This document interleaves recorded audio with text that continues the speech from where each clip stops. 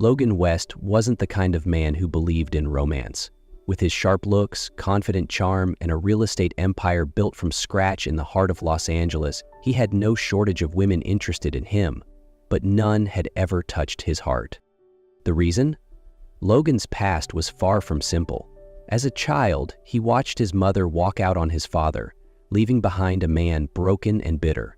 The image of his dad slumped in an armchair, silently drinking under a stormy sky, haunted Logan for years. From that, he drew one harsh conclusion: love only leads to pain. So, Logan chose control over vulnerability.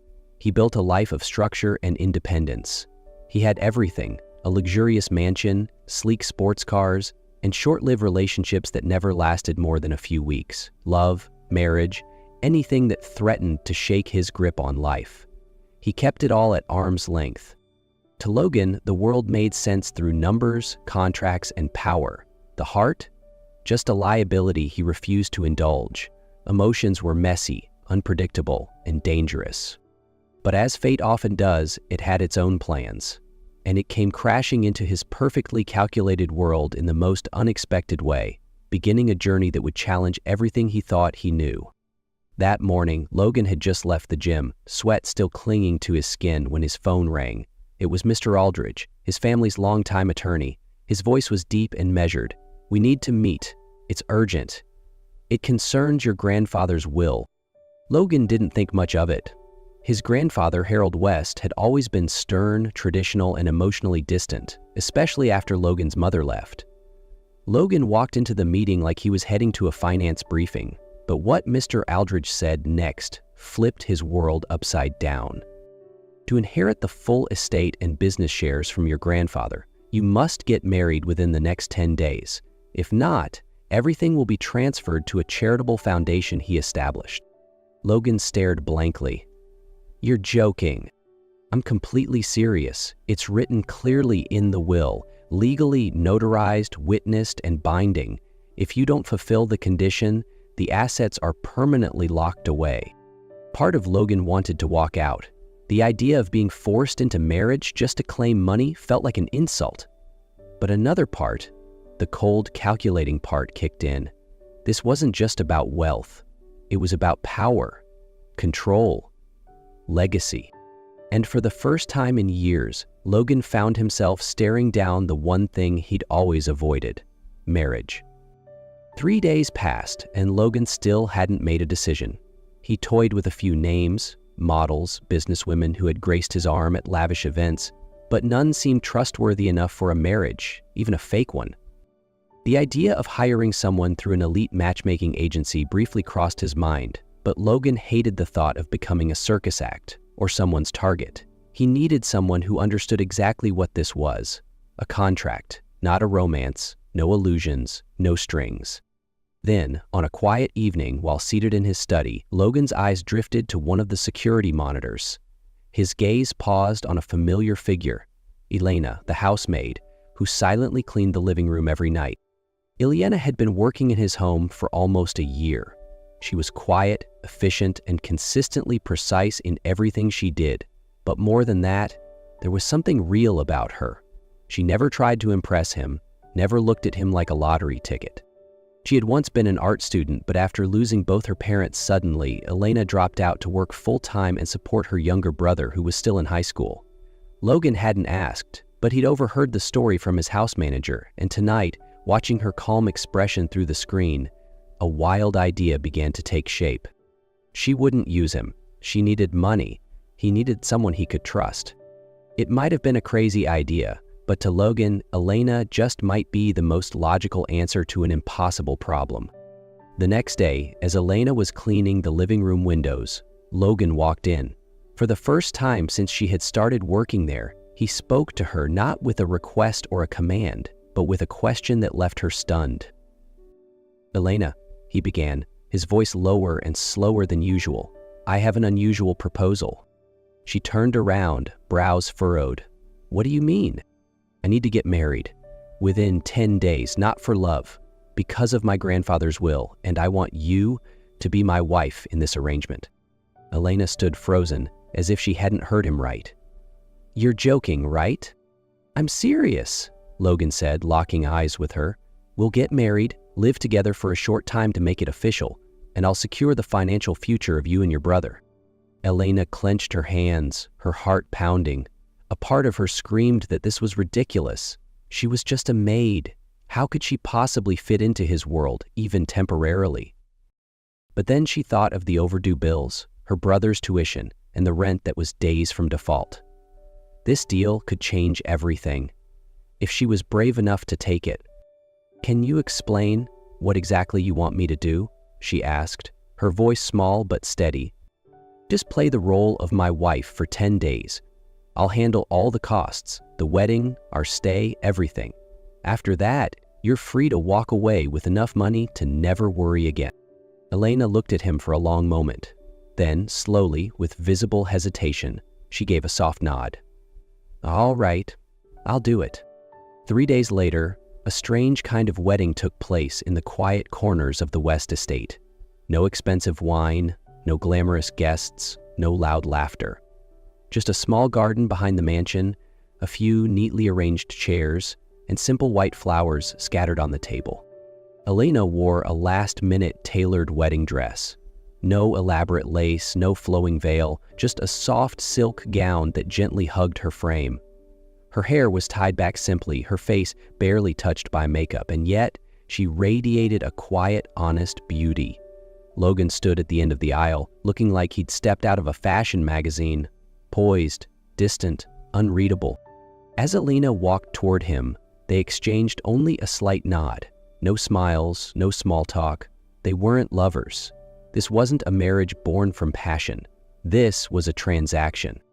After signing the marriage certificate and receiving a polite congratulations from Mr. Aldridge, the lawyer handed over another surprise instruction. "According to the will's stipulation, the two of you must spend the next 10 days living together at a countryside farm in rural Oregon, with no return to the city during that time." Logan raised a brow. A farm, not Maldives or some beach villa? Elena was just as surprised but stayed quiet, glancing at Logan curiously. Mr. Harold believed that love, real or fake, only reveals itself when all the glitter of wealth is stripped away. You'll need to live as ordinary people. A few hours later, their luxury SUV pulled away from the estate, winding through long roads, leaving the city behind. Logan remained mostly silent, occasionally glancing at Elena, the girl who was unexpectedly becoming part of his life. The farm sat in the middle of a vast meadow, a 2-story whitewashed wooden house with a balcony facing pine-covered hills. From afar, it looked peaceful, almost picturesque. But inside, Logan was speechless. Creaky floors, an old wood-burning stove, no espresso machine, no air conditioning, and no staff. "Welcome to the weirdest honeymoon in history," he muttered, half joking, half defeated. Elena simply laughed and pulled her suitcase inside. She was used to simplicity, but Logan, a man who had never lived without luxury, was about to step into a world completely unknown to him. The first day on the farm began with a battle over coffee. Logan wrestled with an old drip pot while Elena was tidying up the kitchen. "I can't believe there's no espresso machine," he muttered. Elena glanced over and chuckled. "We have instant coffee. It's good for lowering expectation." The kitchen was tiny. Hot water had to be boiled manually, and the washing machine was an ancient hand-crank model. Logan, a man used to smart appliances and voice assistants, looked like he'd landed in the 19th century. Every time he tried to help, Elena had to rescue him from yet another minor disaster. Like the time he tried to toast bread but forgot he'd turned on the gas, filling the kitchen with smoke. "Step aside," Elena said, quickly putting out the flame with practiced ease. "You're like a kid on his first day in the kitchen." "I'm a city man, not a farmer," Logan grumbled, but he couldn't help smiling back. Slowly, between simple meals and afternoons spent weeding the garden, the two of them began to open up. Logan spoke about the pressures of his work, the billion-dollar deals that outsiders admired but were really nothing but stress and cold calculations. Elena shared stories of her humble childhood, how she once dreamed of opening a small art gallery, dreams that ended abruptly when her parents passed away. "My life," she said, "has always been full of plans that got cut short, but at least I know what I'm living for. My brother. Logan sat silently, realizing for the first time that resilience didn't always come from being tough or emotionless. Sometimes it came from accepting the chaos and continuing anyway. On the fifth evening, after a long day of yard work, they sat on the porch sipping hot tea. Neither of them said much, just watched as the sunset painted gold across the fields. Then, quietly, Logan asked, "Elena, do you regret saying yes to this?" She turned to him, eyes soft but honest. "At first, yes. But now, no." He nodded slowly. "Me neither." That moment didn't need more words. The silence was enough. It spoke of something shifting. No longer two strangers bound by a deal, but two people slowly stepping into each other's world in the most genuine way. On the sixth night, the wind rustled through the pine trees, making the little cabin creak in protest. Bathed in the soft amber glow of an oil lamp, Logan and Elena sat in the living room, wrapped in a thin blanket, each holding a warm mug of tea. No television, no phones, no distractions, just the wind and the occasional groan of old wood. "It's going to rain tomorrow," Elena said, gazing out the foggy window. "Rain's beautiful here." "You used to live like this?" Logan asked, his voice softer than usual. She nodded. "When I was little, our home was out in the countryside too. Just me, my parents, and my brother. Everything was simple, but it was warm." Logan fell silent. After a long pause, he said, almost to himself, "I hate the rain." Elena turned to him. "Why?" He stared into his mug, fingers tracing the rim. "Because my mother left on a rainy day. I remember it clearly. She didn't cry, didn't hug me, just said, 'I'm sorry,' and got into the car. My dad and I stood under the porch. We couldn't say anything. We just watched her go." Elena said nothing. She slowly placed her hand on his, not to console, but simply to say, "I'm here." "My dad never recovered," Logan continued. "He buried himself in silence, in work, in drinking. And I told myself I'd never be like him, never fall for anyone, never let someone get close enough to hurt me." Her eyes softened. "But if you let fear stop you from loving, then the pain already won." That sentence hit Logan like a quiet arrow. He turned to her, not as a man of wealth or power, not as someone controlling a contract, but as a man finally allowing himself to be vulnerable.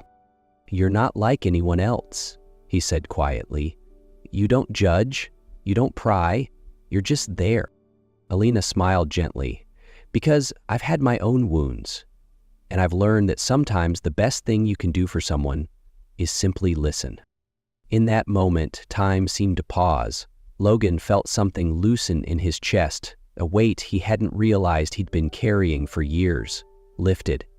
There was no kiss, no romantic music, just two people sitting in an old wooden cabin in the middle of the woods and feeling safe. And that was the very first time Logan West understood what love might really mean. On the seventh afternoon, the sky turned gray, heavy with thick clouds. Logan was working on the back fence when Elena asked if she could walk into the nearby town to pick up some groceries. She needed the fresh air, a moment to sort through the emotions quietly stirring inside her. Though she hadn't said it aloud, she knew her heart was beginning to shift, and that scared her more than she cared to admit. The town was peaceful, almost storybook-like. Elena had just stepped out of the bakery, holding a paper bag of warm bread, when a voice froze her in place. "Elena." She turned. Kyle. He looked the same, polished suit, confident grin, and those calculating eyes that never lost their edge. Over a year ago, Kyle had left Elena during her darkest time, when she lost her parents and was drowning in debt. He chose wealth and status over love, walking away without so much as a goodbye. "You look different," Kyle said, stepping closer. "Heard you got married?" Elena kept her tone even. "Yes, I live nearby." "With Logan West, real estate mogul? You've certainly learned how to pick 'em." "What are you doing here?" she asked, voice tight. "I had some business nearby. Then I heard a little rumor. You and Logan playing house out here in the countryside. Didn't think you'd go down this road." "What road?" "You know," he shrugged. marrying rich to escape your problems. But you don't have to fake it. I'm still here, Elena. If you came back— Don't, she cut him off sharply. I don't need you. Not anymore. Kyle faltered. His smile flickered, replaced by something darker. You think Logan love you? You're just a prop in his little show. The words struck like a whisper of doubt. Soft, but precise. Elena froze. Then Logan's voice came from behind, low and steady. Is there a problem here? They both turned. Logan stood there, still slick with sweat from working outside, his eyes locked on Kyle with unwavering focus. He walked forward and placed himself between Elena and her ex like a human shield. Who are you? Logan asked, his tone cool but dangerous. I'm from her past, Kyle smirked. Just reminding her that not everyone loves her for who she really is. And I'm here to remind you, Logan replied calmly, that she doesn't need your reminders or your approval. In that moment, Elena didn't say a word. She just looked at Logan, a man she once thought was all walls and contracts, now standing before her not as an employer, but as someone willing to protect her pride, not just her body. Kyle scoffed. Right, well, good luck to you both. He turned and left, disappearing down the cobbled street, leaving behind a breeze and a silence charged with meaning. Logan looked at Elena. You okay? She nodded. But her eyes shimmered with something new. Trust. On the morning of the 8th day, a call from Mr. Aldridge shifted the entire mood of the little cabin. The lawyer requested Logan and Elena return to the city immediately for a final evaluation, a private meeting to determine the legitimacy of their marriage. Their SUV rolled out of town before the sun had fully risen. Logan drove in silence, gripping the steering wheel tightly. Elena stared out the window, her thoughts swirling. She wasn't afraid of lying because they weren't acting anymore. But could someone like Mr. Aldridge see that? The conference room on the top floor of the West Group building felt cold and sterile. Mr. Aldridge was already seated behind a large desk, his notepad open, eyes sharp like a man preparing for dissection. Please, sit, he said flatly. Just a few questions. I expect complete honesty. Logan nodded. Elena took a deep breath. When did you meet her? 8 months ago. She worked in my home, Logan replied. And what made you think she could be your wife? Logan glanced at Elena. She was the first person who didn't look at me like I was a walking credit card. Aldrich raised an eyebrow. Miss Elena, can you describe the moment you accepted his proposal? Elena tightened her hands. At first, I thought he was insane. I didn't believe a word, but when he looked at me and said, "You're the only one I can trust in this game," I believed him. No one smiled, no one shrugged. Every answer carried a hint of trembling, not out of fear, but because this wasn't a performance anymore. Aldridge jotted something down, then looked up. You're aware that if I detect any sign of fabrication, the will is void? We know, Logan said calmly, but we've got nothing to fake anymore. The room held a moment of stillness. Then Mr. Aldridge closed his notebook and stood. I'm not fully convinced, but I believe the way you look at each other. And sometimes, that's enough. Logan and Elena left the room in silence, but their steps felt lighter, because for the first time, they weren't proving anything, except that what they had was real. Day 10. The West Estate buzzed with footsteps and quiet chatter. Family, friends, and key stakeholders had gathered to witness the final stage of the will's condition, but for Logan and Elena, this wasn't a performance anymore. Elena stood before a mirror, smoothing out a simple olive green dress. Not a wedding gown, but elegant enough for a meaningful day. In her reflection, she didn't see a maid anymore. She saw a woman who had dared to take a chance and come out stronger. In the room next door, Logan adjusted his tie.